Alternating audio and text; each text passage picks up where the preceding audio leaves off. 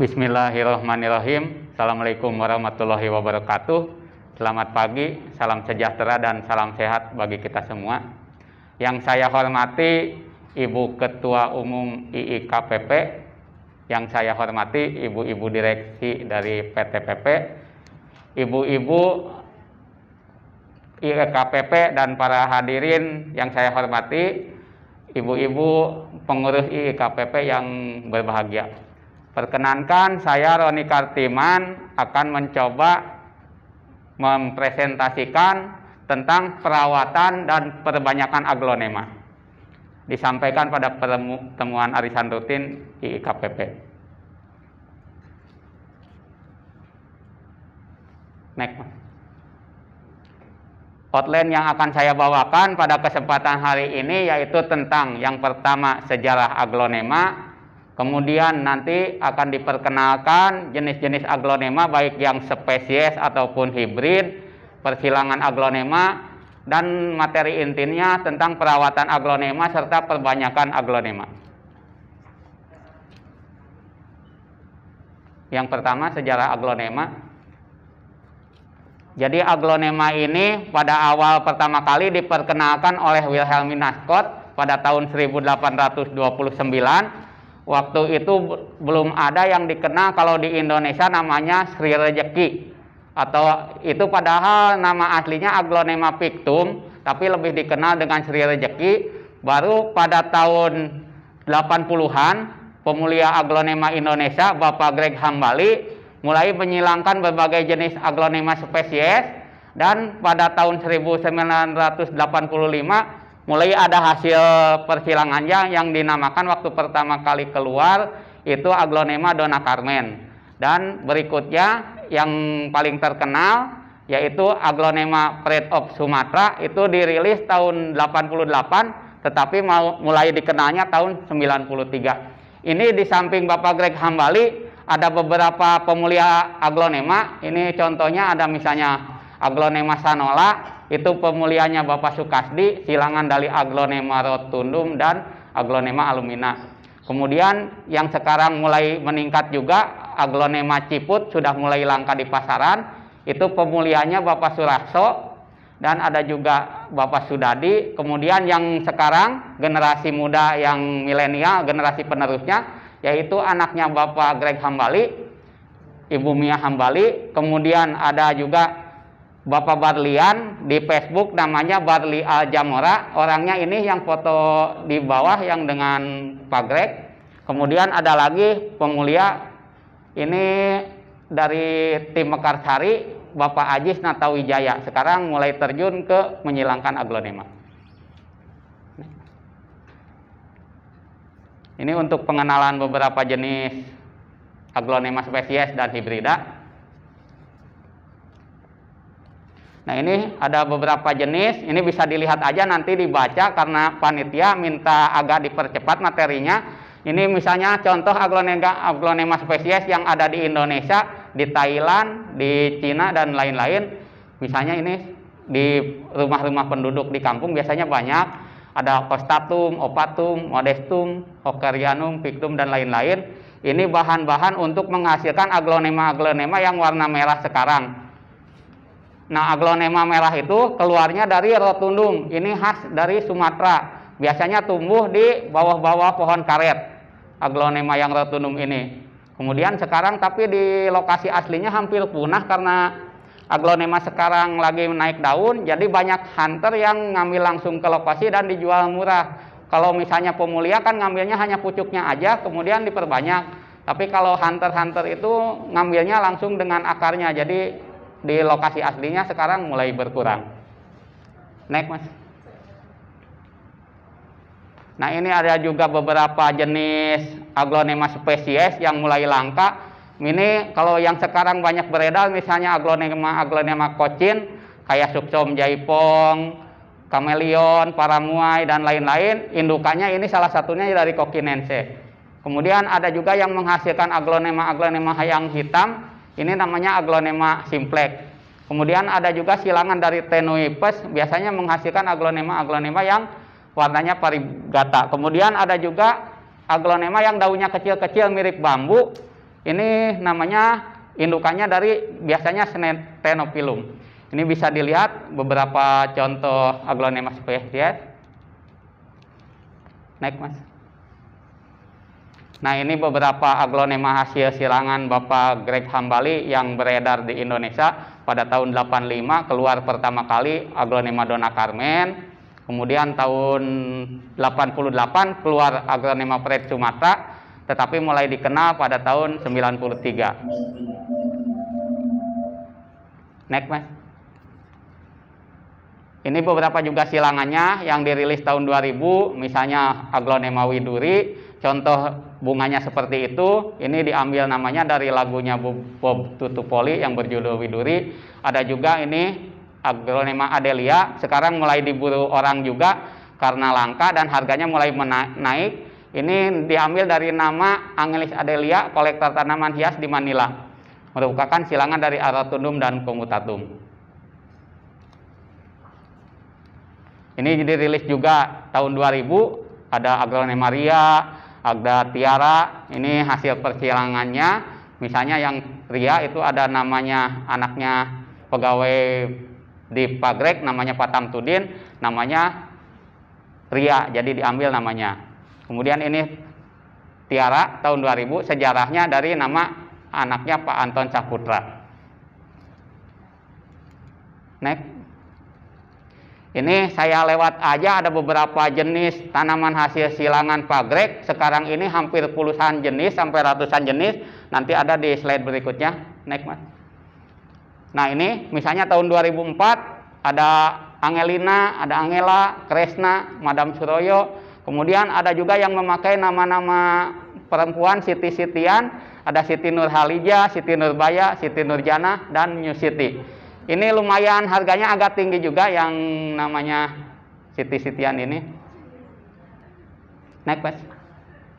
Nah, ini aglonema hibrida silangan Pagrek yang sudah dirilis. Kemudian yang terbaru kemarin tahun 2000 yang itu aglonema Golden Hope. Aglonema Golden Hope harganya lumayan, sekarang masih puluhan juta. Yang 3 daun sekitar 7 jutaan, yang 5, 6, 7 daun sekitar 13 sampai 20 juta. Dan besok tanggal 6 sampai tanggal 8 Juni akan dirilis aglonema baru oleh Bapak Greg Hambali, namanya aglonema Minion. Aglonema Minion ini diambil dari nama film kartun kegemaran anak-anak yang Minion. Nanti tanggal 6 sampai tanggal 8 dirilis. Pas rilis pertama dijual dengan paket 10 pot dengan harga 50 juta, tapi untuk orang-orang tertentu. Tapi nanti di pasaran mungkin beredar di antara sekitar satu potnya sekitar 10 sampai 20 jutaan. Next, Mas. Nah, ini contoh aglonema hibrida dari jenis-jenis kocin. Ini yang kocin ini, jadi untuk membedakannya biasanya dari bentuk daun dan warna daun. Misalnya ini yang sebelah kiri ada kocin kameleon, ini yang tipe-tipe lama, paramuai. Kemudian ada yang harganya lumayan tinggi, sutra. Kemudian ada Sultan Brunei. Sultan Brunei ini sebenarnya nama aslinya Pancawati, tapi ada perjanjian antara pemuliaan Bapak Purbo waktu itu sebenarnya nggak boleh menyebutkan Sultan Brunei karena ada perjanjiannya, tapi dikenal di pasaran sekarang malah Sultan Brunei. Kemudian ada Red Majesty, yang ini yang paling banyak dan sering berpenyakit, Suksom Jaipong. Ibu-ibu senang Suksom, padahal tapi nanti penyakitnya agak banyak, nanti ada cara penanganannya. Next. Nah, ini ada jenis-jenis aglonema hibrida juga yang daunnya bercoraknya mirip-mirip. Misalnya ada Pink Yulia, mirip dengan Picatrina atau dengan Lady Valentine, cuma beda sedikit-sedikit. Jadi kalau di pasaran itu kadang-kadang susah untuk membedakannya. Kemudian ada Black Maron, Red King, Dud Anja, ini mirip juga, beda yang Dud Anja agak merah, yang Black Maron ada agak hitam-hitam di bawah daunnya. Kemudian yang Red King daunnya lebih besar dari Dud Anja. Kemudian ada juga yang dudnya warna daunnya putih. Nah, ini aglonema hibrida juga yang daun-daunnya warna emas atau warna golden. Misalnya ini ada Legacy, Big Roy, Monlet, Goliath, dan lain-lain bisa dilihat. Nah, yang sekarang harganya agak tinggi yang masih puluhan juta ini Rinjani, kemudian Goliath. Itu harganya masih lumayan. Goliath 3 daun sekitar 3 jutaan, kalau Rinjani mungkin 7 juta sampai 10 juta. Boleh lanjut, Mas? Nah, sekarang kita belajar menyilangkan atau mengawinkan aglonema. Ini kita lihat, ini foto ini diambil dari Mas Barlian Bari Jamora. Yang perlu disiapkan yaitu indukan aglonema, indukan jantan dan indukan betina, kemudian koas yang kecil, pisau, label, potlot atau spidol permanen, bisa juga, dan plastik penutup. Jadi di sini koas biasanya dibasahi sedikit. Ini ada contoh indukan jantannya, akan keluar serbuk benang sarinya seperti ini. Nanti dioleskan ke yang bagian betinanya atau putiknya, tapi yang bagian benang sari yang dari betina tersebut dipotong supaya tidak masuk ke betinanya. Ini bunga aglonema ini keluar pada malam hari jam 1 sampai jam 6 pagi. Jadi untuk menyilangkannya biasanya harus menunggu sambil bergadang, karena keluar bunga jantan dan bunga betinanya tidak berbarengan. Nanti setelah itu nanti diberi label, tanggal persilangan, induknya apa dan jantannya apa. Next, Mas. Nah, setelah disilangkan, masuk, nanti tumbuh menjadi biji seperti ini. Biasanya jumlah bijinya antara 1 sampai 11. Nah, setelah itu matangnya lama, sekitar 8 bulan. Setelah matang 8 bulan baru nanti disemai. Kenapa aglonema ini mahal? Prosesnya ternyata emang sangat lama. Untuk menyilangkan ini butuh proses untuk menyilangkan sampai menjadi biji aja 8 bulan. Kemudian untuk menyemainya nanti 3 bulan baru 3 daun, kemudian 6 bulan baru bisa diperbanyak. Jadi harganya cukup lumayan. Biasanya kalau Om Barli ini menjual hasil silangannya di kisaran harga 3 juta sampai 5 juta yang belum dikasih nama aglonema ini. Lanjut, Mas. Nah, ini contoh persilangan aglonema dari Bapak Greg Hambali. Ini ada namanya aglonema Liptic Greg. Waktu awal dikeluarkan ini kata narasumber ada 9 biji yang tumbuh, tapi yang beredar di pasaran sekarang ada sekitar 5. Jadi ada yang namanya Harry Potter, Peter Pan, Liptic Greg daun bulat ada nomor 1, ada nomor 5 dan lain-lain. Ini contohnya seperti ini. Ada dari satu indukan terjadi variasi warna daun-daunnya, dan terjadi juga ini ada yang bentuknya bulat, ada yang bentuknya lancip daunnya, beda-beda. Jadi dari satu indukan terjadi variasi. Next. Nah, ini materi intinya tentang perawatan aglonema. Untuk perawatan aglonema biasanya perawatan rutinnya berupa penyiraman, pemupukan, penyiangan, penggantian media tanam, pengendalian HPT, perbanyakan, dan penataan tanaman di kebun. Nanti kita bahas satu persatu. Nah, ini untuk media tanam aglonema. Jadi media tanam yang banyak digunakan itu macam-macam.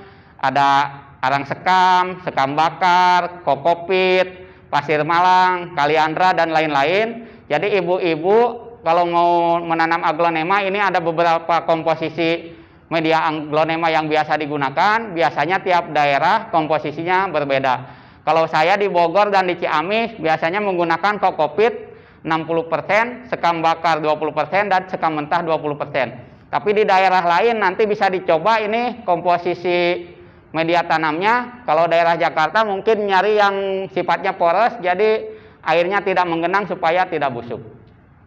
Next. Nah, ini penanganan aglonema pasca pengiriman. Ini foto ini saya ambil dari FB-nya Kebun Aglonema di Tangerang. Itu importir aglonema dari Thailand dan Tiongkok. Ini nanti kalau ibu-ibu mau lihat boleh dilihat di FB-nya Kebun Aglonema. Nah, untuk penanganan aglonema pasca impor, biasanya aglonema datang. Kalau yang impor ini rawan untuk lonyot. Jadi pas datang penanganannya biasanya sama seperti anggrek, digeletakkan dulu supaya layu. setelah layu nanti direndam dengan larutan antrakol. Antrakol ini fungisida, merek dagangnya Antrakol. Maaf saya menyebutkan merek karena ini yang saya gunakan. Biasanya lebih bagus untuk perendaman. Direndam akarnya 3 jam. Nanti setelah layu aglonema ini akan segar kembali dan batangnya tegak kembali. Setelah itu baru ditanam. Nah, tanam ini medianya direndam dulu dengan larutan penyegar vitamin B1, dosisnya 8 ml per liter supaya medianya lembab. Nah, setelah itu ditanam, dibiarkan disungkup. Intinya setelah ditanam menyiramnya jangan sampai kena daun. Jadi kalau aglonema impor sampai umur 1 bulan menyiramnya di media aja, jangan sampai kena daun. Kalau kena daun nanti terjadi aglonemanya lonyot, kena bakteri atau busuk dan lain-lain. Jadi ditekankan di sini untuk aglonema impor penyiramannya di media aja sampai umur 1 bulan, jangan sampai airnya mengenai daun. Lanjut, Mas. Nah, kalau yang aglonema lokal, pasca pengirimannya lebih mudah. Jadi pas datang direndam akarnya dengan larutan penyegar vitamin B1 selama 30 menit.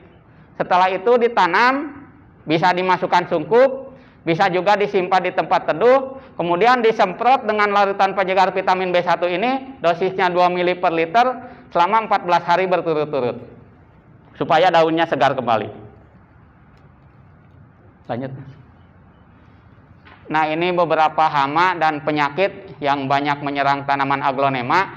Jadi biasanya untuk hama yang umum seperti ini, kutu kebul, warnanya putih-putih, kemudian ada ulat, ada juga yang putih-putih ini biasanya menyerang di daun, ada juga yang di akar, tapi sama bentuknya dengan kutu putih. Penanganannya, kalau misalnya kutu putih ini kan paling banyak ya, hampir semua tanaman banyak terserang dengan kutu putih. Jadi kalau saya biasanya ada namanya merek dagang untuk insektisida, namanya Kurakron. Kurakron itu diambil 2 ml per liter, dilarutkan ke dalam air, kemudian ditambahkan dengan sabun sunlight. Sabun sunlight cair 1 sendok makan, diaduk. Nah, nanti ibu-ibu dan para hadirin ibu-ibu IKPP ini kemudian nanti kita bikin kayak semacam untuk korek kuping, tapi agak besaran, untuk kapasnya diberi yang agak besar, dicelupkan ke Kurakron, nanti dibersihkan yang kutu kebulnya ini. Dibersihkan, setelah bersih dicelupkan lagi ke Antrakol, dibersihkan lagi, biasanya seminggu sekali. Di samping itu bisa juga disemprot dengan larutan Antrakol tadi rutin 3 hari sekali atau seminggu sekali. Jadi disemprot 2 ml per liter. Cuma Kurakron ini baunya agak menyengat, jadi perhatikan arah angin. Takutnya terhisap, nanti keracunan, tapi bisa dinetralisir dengan susu. Tapi untuk mencegah bisa diperhatikan arah anginnya kemana supaya tidak terisap. Yang di samping ini bisa juga menggunakan merek dagangnya Decis, itu dosisnya lebih rendah dari Kurakron, tapi ajian pamungkasnya nanti biasanya Kurakron. Caranya tadi pakai kapas, dioles gitu seperti itu. Lanjut, Mas. Nah, ini beberapa penyakit yang menyerang aglonema. Biasanya ini paling banyak menyebabkan aglonema lonyot. Ada yang namanya busuk akar. Ini disebabkan oleh Pythium. Pythium ini masuk ke jamur, kemudian ada juga Leiopusarium, jamur juga. Ada juga yang layu bakteri disebabkan oleh bakteri Erwinia. Ciri-cirinya, kalau misalnya layu bakteri oleh Erwinia, biasanya daunnya agak basah, kemudian batangnya lonyot, dan nanti batangnya agak meleleh. Kalau bakteri ini nanti agak tercium bau. Jadi kalau bakteri ciri-cirinya ada baunya. Nah, yang umumnya menyerang biasanya Leiopusarium dan busuk akar. Busuk akar ini disebabkan oleh Pythium, biasanya karena penyiraman yang terlalu berlebihan sehingga medianya lembab dan busuk. Kemudian tanda-tanda lainnya, kalau yang ada misalnya daun bawahnya mulai menguning. Nah, itu ada kemungkinan busuk akar. Daun paling bawah aglonemanya agak menguning. Kalau dibongkar, nanti batang aglonemanya ada semacam, biasanya ada yang merah keabu-abuan atau yang coklat keabu-abuan. Kalau dilihat di batang bawahnya, kemudian dipotong, di tengahnya ada titik-titik merah atau titik coklat. Nah, itu yang menyebabkan tanaman biasanya paling banyak busuk, kemudian lonyot dan mati. Nanti cara penanganannya ada, kita ajarkan sekaligus nanti praktikum. Lanjut, Mas. Nah, yang lainnya biasanya ini ada virus. Ciri-cirinya daunnya kekuningan dan keriting. Kalau virus ini biasanya sama kayak COVID, belum ada obatnya, jadi agak susah. Kemudian ada juga kelainan fisiologis. Kelainan fisiologis ini biasanya karena salah penempatan. Misalnya penempatannya terlalu kena terik sinar matahari, maka daunnya akan gosong. Kemudian kalau cahayanya misalnya dari satu arah, nanti aglonemanya akan mengejar cahaya jadi melengkung. Itu bisa ditangani dengan cara diputar-putar. Kemudian ada yang karena kurang air, daun mudanya kerdil, biasanya ini akibat salah satunya serangan virus tadi. Kemudian ketinggian tempat. Jadi aglonema ini cocoknya di ketinggian tempatnya itu sampai 400 meter di atas permukaan laut, dan cahayanya itu butuhnya sekitar 10-30%, tapi kalau untuk mengeluarkan warna merah-merah biasanya maksimal 50%. Jadi untuk penempatannya biasanya di bawah naungan net lebih bagus. Netnya itu 2 lapis. Jadi satu lapis misalnya jarak 3 meter, kemudian di bawahnya sekitar 30-50 cm, ditambah lapisan net lagi 1 lapis. Kalau misalnya mau ditambahkan dengan plastik UV bisa juga, tapi diusahakan plastik UV-nya jangan 1 lembar gitu untuk menampung air, itu nanti akan menyebabkan pantulan cahaya dan menyebabkan panas. Jadi misalnya 3 meter 1 lapis, 1 meter 50 cm dari itu, kemudian di bawahnya 1 meter, kemudian nanti yang sebelah sininya 50 cm lagi. Jadi agak gitu beda-beda supaya aliran sirkulasi udaranya baik dan tidak menyebabkan berbagai macam penyakit. Next. Nah, ini materi yang paling inti untuk perbanyakan aglonema. Nanti yang ini kita praktekkan semua. Ini untuk perbanyakan tanaman yang perlu dipersiapkan, misalnya seperti ini, indukannya, kemudian sungkup. Sungkup ini dinamakan inkubator, yang ideal itu panjangnya 3 meter, tingginya 65 cm, lebarnya 1 meter. Ini gampang dibikin di rumah-rumah, bisa menggunakan pipa. Biasanya yang pipanya bisa dilengkungkan itu merek Wapin AW. Jadi panjangnya 4 meter dipotong 2, kemudian digesek-gesek, nanti tinggal dilengkungkan. Nah, untuk di bawahnya bisa menggunakan besi beton, ditancap misalnya 30 cm, ditancap ke tanah 20 cm, sisa 10 cm untuk memasukkan pipanya. Jarak 1 meter, kesananya bisa 75 cm atau 60 cm. Jadi membentuk seperti untuk menggotong mayat, tapi seperti ini bentuknya. Nanti ketinggiannya pas jadi 65 cm. Ini suhu di dalamnya ideal, maksimalnya 37 derajat, dan kelembabannya juga ideal 60-80 derajat. Kemudian bahan-bahan yang lainnya, media tanam, tadi sudah disebutkan di sebelumnya.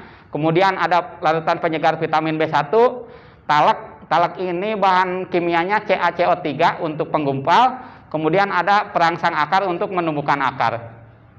Dan ini ada beberapa fungisida yang beredar di pasaran, ada mereknya Diten dan Antrakol. Tapi untuk perendaman biasanya menggunakan Antrakol karena sifatnya dingin, tidak menyebabkan tanamannya gosong. Tapi untuk penanganan hama penyakit, penyemprotan rutin bisa menggunakan Diten karena dia bersifat panas. Jadi untuk misalnya menyemprot dengan Diten, tapi kalau untuk merendam dengan Antrakol. Lanjut. Nah, ini perbanyakan yang biasa dilakukan umumnya di petani. Jadi indukan dipotong, diambil yang berakarnya minimal 1 atau 2 akar. Ini biasa di petani. Kalau idealnya menurut teori jumlah daun harus sesuai dengan jumlah akar. Tapi karena ini tujuannya untuk perbanyakan, biasanya akarnya sedikit. Kemudian yang potongannya ini ditanam seperti biasa ke media biasa. Dan untuk bongolnya biasanya bisa ditangani dengan pengolesan bakterisida atau fungisida, atau bisa juga paling gampang dengan abu gosok, atau juga ditutup dengan sekam bakar. Abu gosok ini sangat bagus untuk mencegah pembusukan, dan medianya digali sebagian, ditambahkan sekam bakar supaya cepat keluar anaknya. Nah, ini yang untuk perbanyakan cepat, biasanya menggunakan stek pucuk, bisa diambil 3 atau 4 daun. Ini tahapannya sudah saya rinci, nanti bisa dibaca aja, mungkin dari panitia nanti materinya bisa dibagikan. Jadi sungkupnya sudah siap tadi, pucuknya diambil, dipotong 3-4 daun, dimasukkan ke larutan penyegar vitamin B1, maksimal biasanya tergantung jumlah tanaman yang diambil. Kalau banyak bisa 1 menit, bisa 30 menit, bisa 1 jam, tergantung pengambilannya banyak enggak. Setelah itu dari larutan vitamin B1 sambil disayat sedikit dengan pisau yang tajam. Biasanya kami menggunakan pisau bedah nomor 11, gagangnya itu scalpel nomor 3, disayat 1 atau 2 mili, kemudian dimasukkan ke larutan antrakol.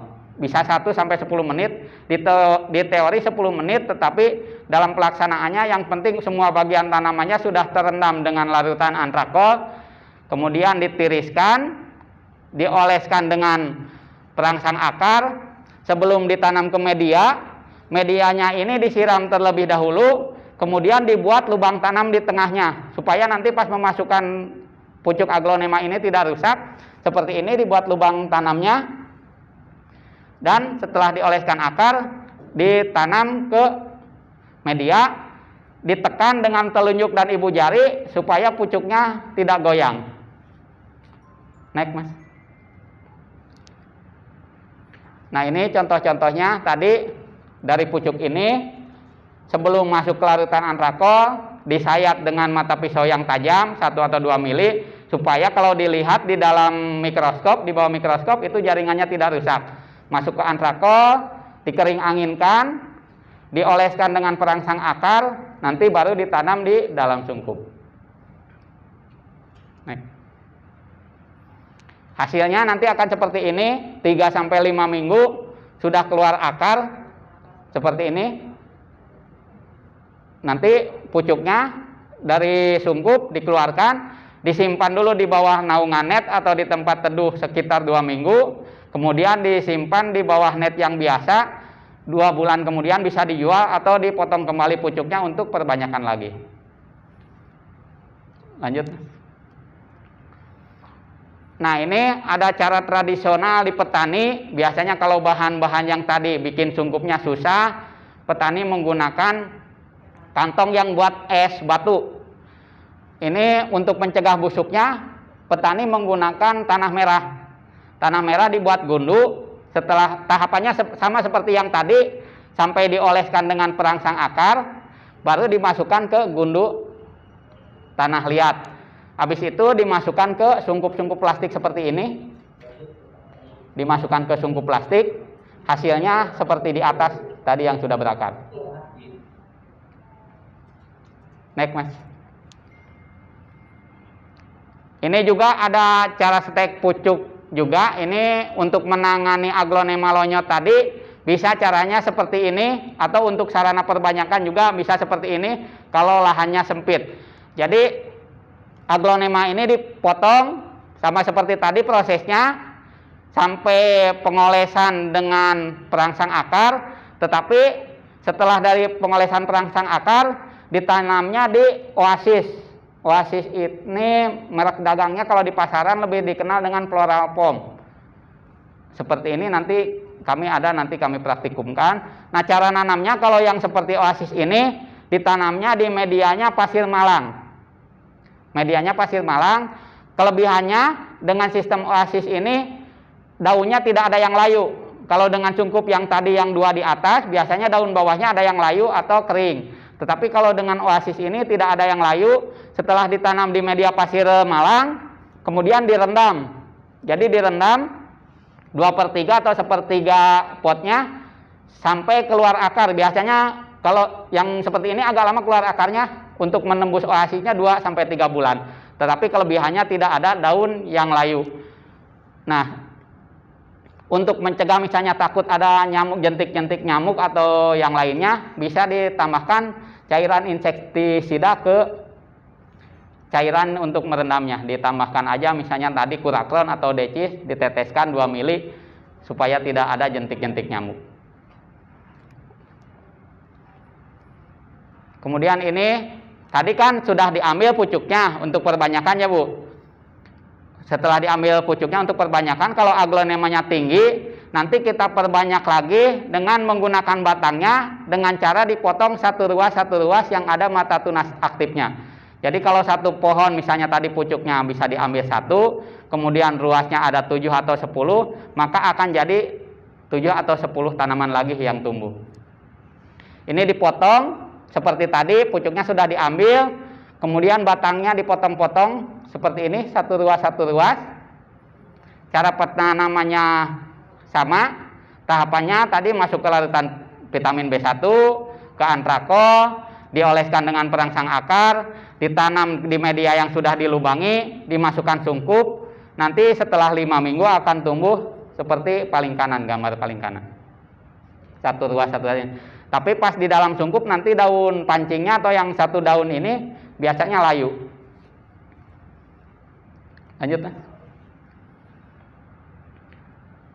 Ini cara yang sama dengan yang tadi, tapi medianya tadi dengan menggunakan oasis juga. Caranya hampir sama, setelah dioles perangsang akar, ditanam di oasis. Nah, ini medianya yang tadi pakai itu pasir malang, kemudian direndam air juga. Naik Mas. Nah, tadi setelah yang batang berdaunnya dipotong-potong, misalnya aglonemanya batangnya masih panjang tapi tidak berdaun, bisa dilakukan perbanyakan seperti ini. Dipotong satu ruas. Kemudian kalau ini tidak direndam, untuk mencegah busuknya diaduk dengan abu gosok. Jadi abu gosok ini mempunyai fungsi untuk menutup luka dan mencegah pembusukan. Setelah di abu gosok, biasanya di abu gosoknya pagi, nanti baru sore harinya ditanam, atau misalnya motong-motongnya sore, paginya ditanam. Jadi di abu gosok, kemudian ditanam, dijejerkan seperti ini, hasilnya nanti akan tumbuh seperti ini, cuma agak lama. Kalau batang tanpa akar, tumbuhnya kalau keluar jarumnya sekitar sebulan sampai 1,5 bulan, untuk panennya sekitar 3-4 bulan untuk mendapatkan 3 daun. Seperti ini, contohnya ada di gambar. Hasilnya nanti seperti ini, hasilnya yang paling bawah, satu ruas akan tumbuh 1 daun. Untuk jadi 3 daun butuh 3-4 bulan. Lanjut. Ini masih contoh stek batang. Ini aglonemanya pagrek, yang aglonema liptik kering tadi. Contohnya ini dipotong-potong 1 ruas seperti di gambar. Ini saya nyoba yang di kebun Ciamis, ada contohnya, ini 3 Februari, kemudian ini sudah tumbuh di bulan Maret.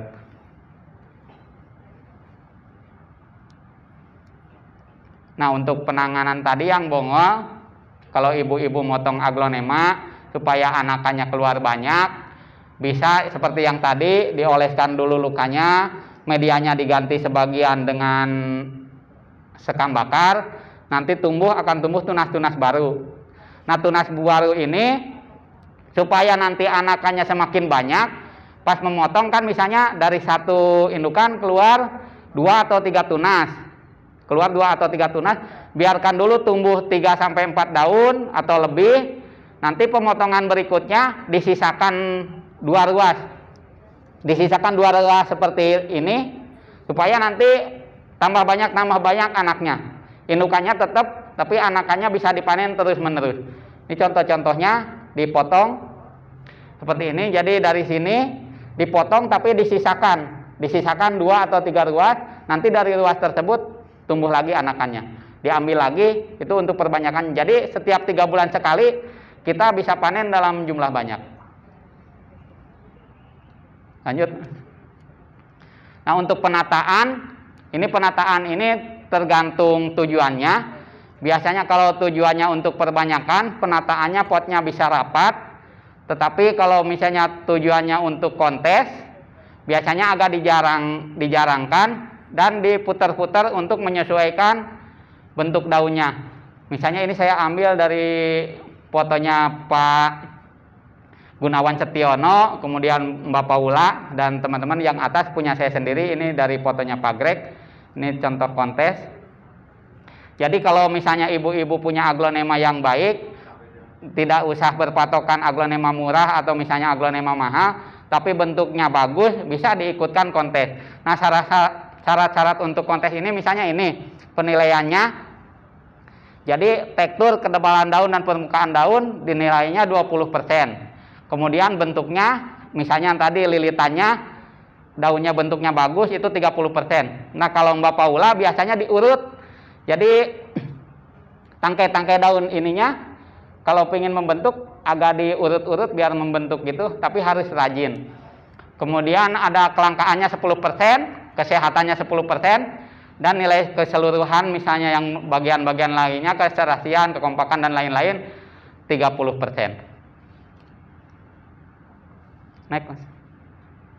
Mungkin untuk materi perawatan dan perbanyakan aglonema sampai situ, tapi ini saya mau memperkenalkan profil Balai Bioteknologi, tempat bekerja saya. Jadi Balai Bioteknologi ini berdiri pada tahun 1992, mulai pembangunan sampai 95, kemudian terjadi alih teknologi. Ini bahan-bahannya waktu itu lab kultur jaringannya dari Korea, dan pengkajian dan bioteknologi ini dari tahun 98 sampai sekarang berjalan. Balai Bioteknologi ini di bawah, kalau sekarang di bawah BRIN, Badan Riset dan Inovasi Nasional yang terbaru. Kalau yang kemarin di bawah Menristek, Menteri Riset dan Teknologi. Next, Mas. Jadi di Balai Bioteknologi ini merupakan satker eselon 3. Ada bagian tata usahanya, ada kerjasama, ada bioteknologi. Salah satu tugas dan layanan yang diberikan Balai Bioteknologi adalah penerapan dan layanan bioteknologi. Jadi ibu-ibu misalnya silahkan kalau mau berkunjung ke sana. Salah satu layanan teknologi kami yang diberikan adalah perbanyakan tanaman, baik tanaman hias, tanaman buah, tanaman obat, dan ada juga beberapa produk dari pertanian untuk pupuk, biopestisida, dan lain-lain. Ada juga yang produk kesehatan, semacam misalnya yang sekarang lagi rame untuk membantu nutrisi juga, itu black garlic. Kami memproduksi di lab kami.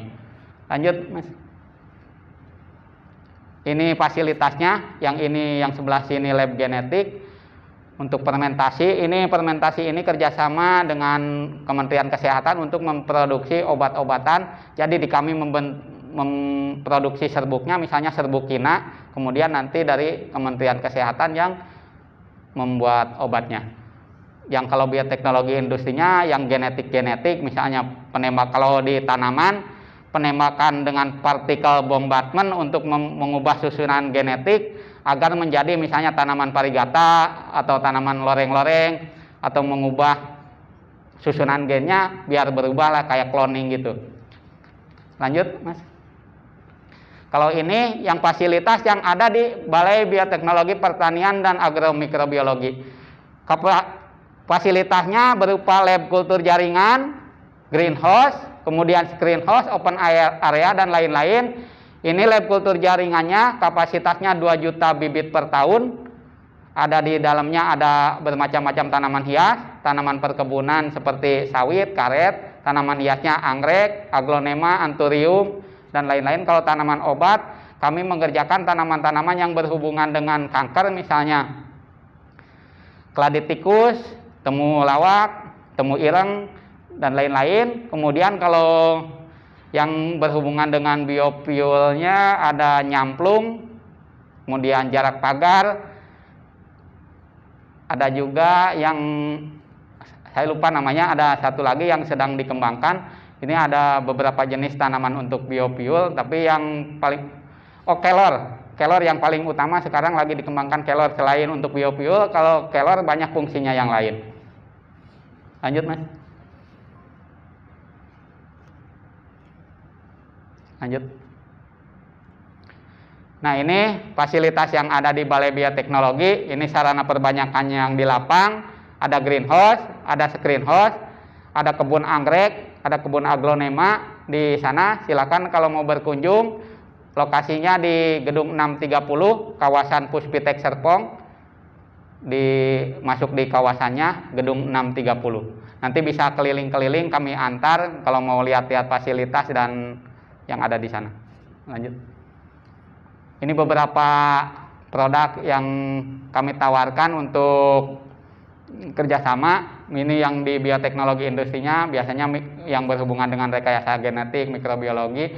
Sedangkan di bioteknologi pertanian ada kultur jaringan, rekayasa genetik, perbanyakan tanaman, deteksi hama penyakit, pakan ternak, dan di agromikrobiologi ini ada yang namanya pupuk mikorija.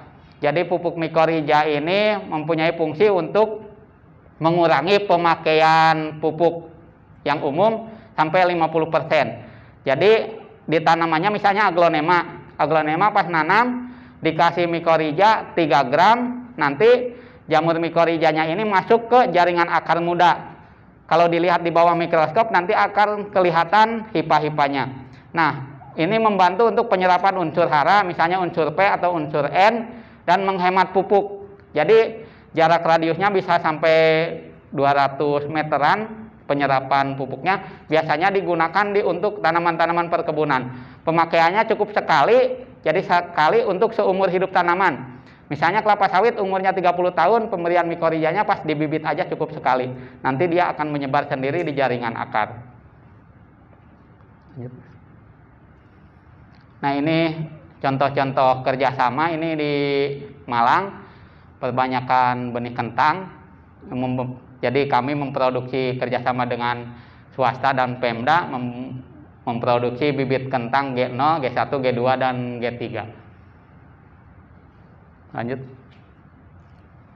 Ini produksi benih tanaman lada di Bangka. Waktu itu permintaan pertama 200.000 bibit. Sudah selesai kami kerjakan. Lada yang di sana ada jenisnya, ada lampung daun lebar, lampung daun kecil, kemudian ada natar 1, natar 2, dan lain-lain. Ini kami produksi di lokasi di Bangka Barat, kalau nggak salah 200.000 bibit. Tahun berikutnya ada permintaan sekitar 6 juta bibit, cuma orang di kami yang di bagian pertaniannya cuma sedikit, ada sekitar 35 orang. Jadi kalau dikirim semua ke sana tidak bisa, karena di beberapa tempat lain juga kami ada kegiatan. Jadi sistemnya kami itu pendampingan langsung diterapkan ke petani. Misalnya ada kegiatan 1 tahun, 3 bulan sekali teknisi kami disimpan di sana, 3 bulan berikutnya diganti dengan teknisi baru gitu. Lanjut, Mas. Nah, ini produksi anggrek. Di kami ada juga produksi dari botolan, kerjasama dulu dengan Pemda Tangerang Selatan, memproduksi 100.000 bibit anggrek. Kemudian ada juga dengan TAIP, Taman Anggrek Indonesia Permai, untuk anggrek bulannya. Ini contoh-contohnya aja, misalnya istilah-istilah di dalam anggrek, ada botolan, ada community pot, ada seedling tunggal, kemudian remaja, dewasa berbunga, dan dewasa. Kemudian ada juga yang berikutnya pasca bunga, nanti dipotong. Untuk materi yang ini ada di materi berikutnya, nanti bisa dibagikan, tapi tidak saya presentasikan sekarang. Untuk perawatan anggrek mungkin karena waktunya tidak cukup. Silahkan lanjut. Ini produksi Sato Imo atau talas Jepang. Jadi kandungan talas Jepang ini biasanya untuk ibu-ibu paling senang karena di dalamnya ada kolagen untuk awet muda. Jadi kalau penanamannya di ketinggian di atas 700 meter di atas permukaan laut, kandungan kolagennya tinggi. Ini diekspor ke Jepang biasanya. Tapi kalau di bawah 700 meter di atas permukaan laut, kandungan kolagennya lebih rendah. Lanjut, Mas. Nah, ini yang pupuk tadi saya ceritakan, merek dagangnya Teknopet, pemakaiannya efektif, 3 gram sampai 5 gram dimasukkan ke dekat akar tanaman. Lanjut. Ini produk-produk yang ada di Balai Bioteknologi, misalnya ini bisa dilihat ada beberapa pupuk, ada produksi untuk pakan ternak, ada untuk pakan ikan. Pupuknya ini yang bawah. Kemudian ada ya, nah ini yang lagi rame, ini untuk membantu mencegah penggumpalan darah maksudnya. Ada black garlic, jadi ini mengontrol gula darah, kolesterol, asam urat, dan menambah stamina. Biasanya bapak-bapak yang seneng ini minum 1 butir 1 hari. Lanjut Mas.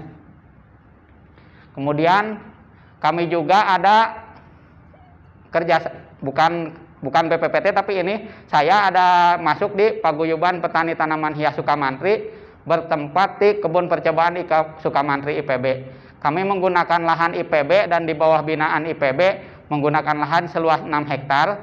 Di saat ini sudah ada sekitar 120 petani yang tergabung ada di Kebun Percobaan IPB Sukamantri ini. Kedepannya akan menjadi pusat tanaman hias terbesar se-Asia rencananya dari IPB. Jadi akan dibangun agrowisata, tanaman hiasnya 6 hektar. Di belakangnya saat sekarang ini penanaman kopi, melon, dan pisang. Nanti minggu depan akan ada kunjungan Menteri Koperasi dan Direktur BNI ke tempat ini untuk pemanenan kopi dan membentuk koperasi untuk Paguyuban Petani Tanaman Hias Sukamantri ini. Ini maaf saya salah tulis, harusnya 6 hektar.